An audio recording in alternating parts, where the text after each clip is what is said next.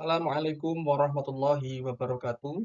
Pada kesempatan kali ini kita berjumpa kembali untuk tema yang akan kita pelajari pada pertemuan kali ini, yakni indahnya sholat berjamaah.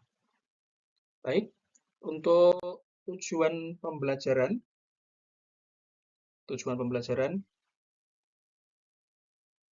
ada tiga. Yang pertama, peserta didik memahami ketentuan sholat berjamaah. Yang kedua, peserta didik memahami manfaat sholat berjamaah. Yang ketiga, peserta didik memahami hikmah, spiritual, dan sosial dari pelaksanaan sholat. Yang selanjutnya, ayo sholat berjamaah. Sholat berjamaah? Nah, pengertian sholat berjamaah. Sholat berjamaah adalah sholat yang dilakukan secara bersama, dipimpin oleh yang ditunjuk sebagai imamnya. Saya ulangi lagi, jadi sholat berjamaah itu adalah sholat yang dilakukan secara bersama, dipimpin oleh yang ditunjuk sebagai imamnya. Jadi ada imamnya. Pengertian sholat munfarid, yakni sholat yang dilakukan secara sendiri. Demikianlah pengertian sholat berjamaah dan pengertian daripada sholat secara munfarid. Yang selanjutnya, adapun dalil atau ayat Al-Quran perintah melaksanakan sholat ini ada di Quran surat Al-Baqarah ayat 43. Bismillahirrahmanirrahim. Wa aqimus sholata wa atuz zakata warka'u ma'ar raki'in. Yang artinya, tegakkanlah sholat, tunaikanlah zakat, dan rukuklah beserta orang-orang rukuk. Demikianlah dalil atau perintah dalam kitab suci Al-Quran, dalam ayat suci Al-Quran, perintah melaksanakan sholat dalam Quran surat Al-Baqarah ayat 43. Tunaikanlah sholat, tunaikanlah zakat, dan rukuklah beserta orang-orang yang rukuk. Yang selanjutnya, dalil atau keutamaan sholat berjamaah. Ini ada hadis yang diriwayatkan oleh Bukhari dan Muslim. Sholatul jamaah afdalu min sholatil fardhi bisab'i wa isrina darajah.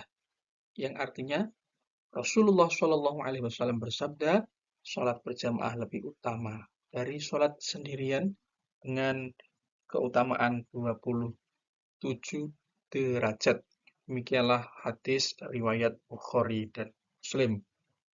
Tentu itu merupakan dasar atau keutamaan bagi kita. Jika kita mau melaksanakan sholat berjamaah, maka pahalanya 27 derajat dibandingkan sholat secara sendirian.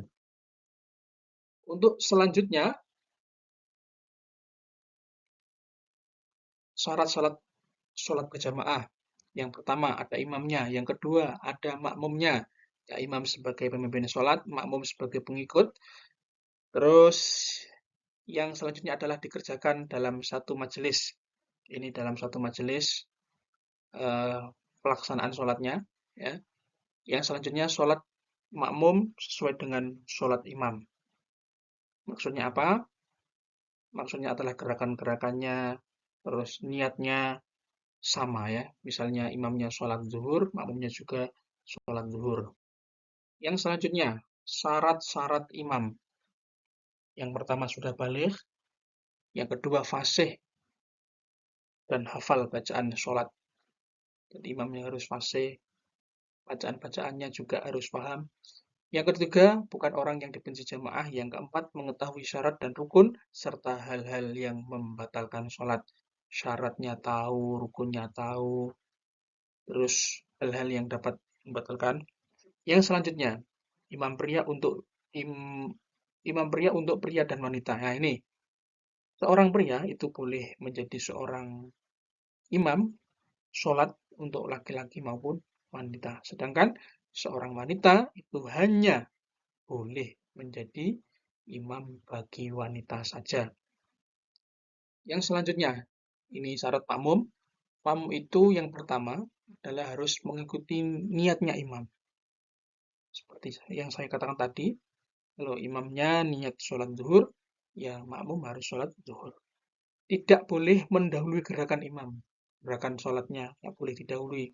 Yang selanjutnya, sholat sesuai dengan sholatnya imam, mengikuti gerakan imam, berada di belakang imam dalam satu majelis, tidak bermakmum pada imam yang batal sholatnya. Ini ketika imamnya batal, itu ada tata caranya sendiri. Jadi makmum yang di belakang itu nanti akan menggantikan imam di depan. Jadi imam kalau batal mundur, makmumnya maju ke depan untuk menggantikan imam. Yang selanjutnya, sholat-sholat yang bisa dikerjakan secara berjamaah ada sholat fardu, ini sholat subuh, zuhur, asar, maghrib, dan isya. Sholat Jumat bagi laki-laki, sholat taraweh ketika di bulan suci Ramadan, sholat Idul Fitri dan sholat Idul Adha, sholat jenazah, sholat istisqa. Sholat istisqa ini adalah sholat minta hujan ketika kering keronta, kemarau, tidak turun hujan, sehingga dilaksanakan sholat istisqa. Biasanya ini di lapangan terbuka, sholat gerhana bulan dan matahari, dan sholat witir.